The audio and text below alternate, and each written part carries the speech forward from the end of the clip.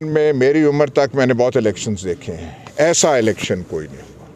थाने कभी इस तरीके से मुलव्वस नहीं हुए थे। एहलकार, सिपाही, कांस्टेबल्स फ़ोन कर रहे हैं, वो आप जलसा कर रहे हैं, जलसा ना करें, फिर आप नताइज के आप खुद जिम्मेदार होंगे। थानेदार लगे हुए हैं, डायरियाँ रिपोर्टें अपनी वो छोड़ के इस काम में लगे हुए हैं। आप क्या करना चाहते हैं? इलेक्शन फिर ख़त्म कर देना। अगर हौसला नहीं है तो मजबूर हो के आपने इलेक्शन कराए हैं, हौसला रखें इलेक्शन के नताइज को फेस करने का। तो यार साहब, आपकी डीपीओ साहब से मुलाकात हुई थी इस हिस्से में, तो उसका क्या रद्द-ए-अमल आया? क्या उन्होंने आपकी? नहीं, मैंने उनको सिर्फ देखिए, ये सारे हालात से मजबूर हैं। जो सच्ची बात है कि सारे अपनी मर्जी से नहीं कर रहे, इनसे ये काम करवाए जा रहे हैं। अब डीपीओ साहब से जब मैंने बात की थी, बेचारे बेबस थे, उनके मुंह से कोई जवाब नहीं निकल रहा था। और उस दिन भी क्योंकि मैंने कहा था जो आप कर रहे हैं ये बदमाशी के ज़िम्मे में आता है। अच्छा अयाज साहब, ये बताएं कि आपको अपनी प्रेस कॉन्फ्रेंस करने के लिए दूसरी बार डिस्ट्रिक्ट कोर्ट्स का ही इंतखाब करना पड़ रहा है, क्या इसके अलावा कोई और मौजूद जगह नहीं है?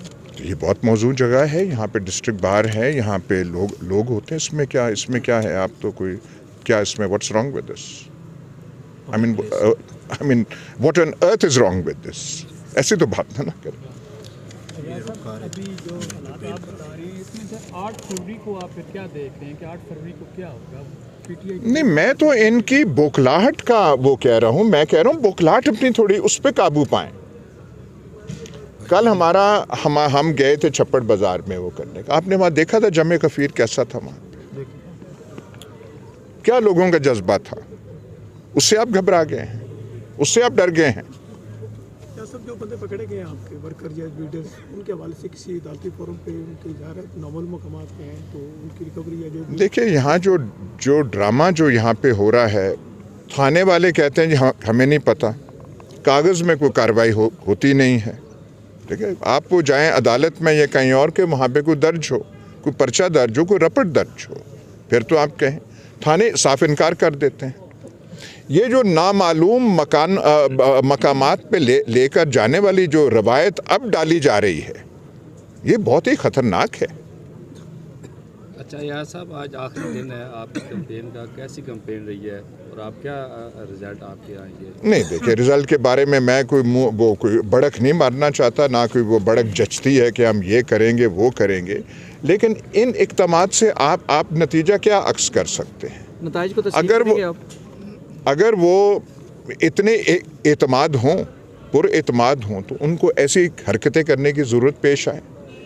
अगर वो ऐसे कर सके, नून लीग को ये बैसाखियों पे चला रहे हैं, इनके कैंडिडेट से पूछें।